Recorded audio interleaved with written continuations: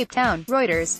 Kolisi was appointed Springbok captain on Monday for the three-game home series against England, the first black leader in a full test match of a national rugby side criticised for failing to redress the racial imbalances of apartheid. Rugby Union, Argentina v South Africa, Padre Ernesto Martearena Stadium, Salta, Argentina, August 26, 2017. South Africa's Kolisi reacts after he scored a try. Reuters. BrindicciThe Stormers flanker was named to lead the Boks against England in June, with previous skippers, loose forward Warren Whiteley and lock Eben Etzebeth, both ruled out through injury. The only other black player to lead South Africa was hooker Chilaboy Ralapel, who was just 20 at the time, in a Springbok 15 against a World 15 in 2006.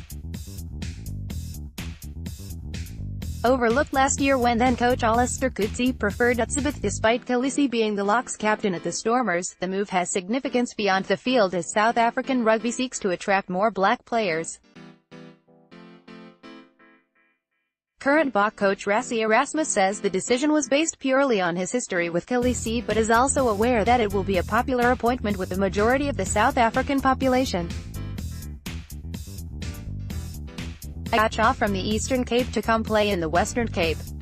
I've known him for a long time," Erasmus told reporters on Monday. "I don't want to look at this from a political or historical perspective. I coached Shaw in his first training session at Western Province. I know him as a great rugby player. I've seen him go through good times and tough times as captain and a player. He's a reliable player that always gives his best. It's only for the June tests for now as guys like Warren Whiteley and Eben Etzebeth still have to return. It was just common sense that he'd make a good option. In terms of what he does for our country is really just a bonus. I like him.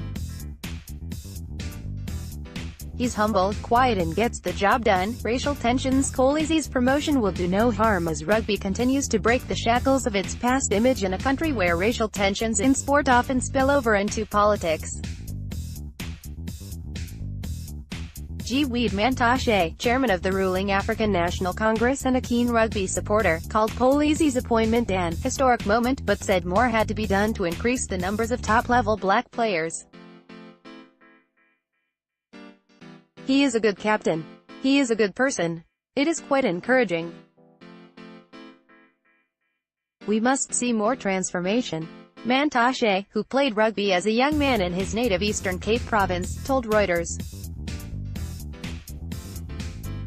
More black players are now commonplace in top-level teams, and while Kolisi's selection is landmark, it is also a natural progression of transformation efforts in the sport, where up until 1981 black players were barred from representing the Boks.